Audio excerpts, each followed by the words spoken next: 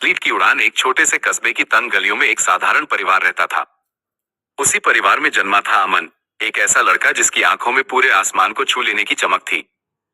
घर की दीवारें कच्ची थी और आर्थिक तंगी का साया हमेशा रहता था, लेकिन जब अमन दौड़ता था तो वो गरीबी और तंगी के हर बंधन को पीछे छोड़ देता था। उसे दौड़ना पसंद नहीं था, उसे दौड़ने से प्यार था। स्कूल के फटे जूते हो या नंगे पैर, वह सुबह 4 बजे उठकर कच्ची सड़कों पर पसीना बहाता। पूरा कस्बा उसे देखकर कहता था, अमन के पैरों में पहिए लगे हैं, ये लड़का एक दिन देश का तिरंगा ऊंचा करेगा। लेकिन वक्त की लहर हमेशा शांत नहीं रहती।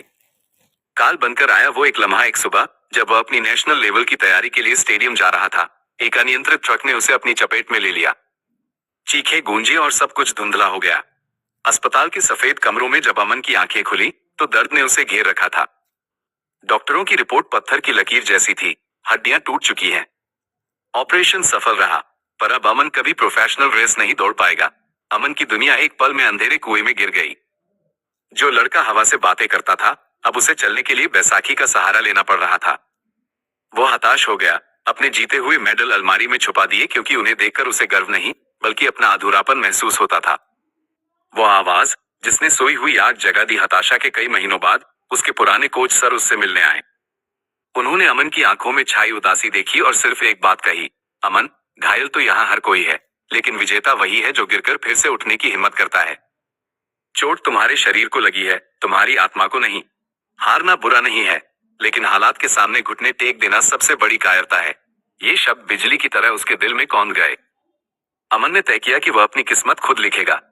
दर्द, आंसू और फिर से शुरुआत। अमन ने फिर से अभ्यास शुरू किया। पहले दिन जब वह बिना बैसाखी के खड़ा हुआ तो पैर कांप रहे थे। पहला हफ्ता वह एक कदम चला और गिर गया। दर्द इतना था कि आंखें भर आईं। पहला महीना वह धीरे धीरे चलने लगा। लोग हंसते थे, अरे ये लंगड़ा अब दौड़ेगा। छठा महीना उसने दौड़ना शुरू किया। वो कई बार हारता, कई लोकल रेस में सबसे पीछे आता, लेकिन उसने रुकना नहीं सीखा। उसने खुद से वादा किया, मैं दुनिया की घड़ी से नहीं, अपनी जिद की रफ्तार से दौड़ूंगा। मैं हार से नहीं, रुकने से डरता हूं। मुंबई मैराथन।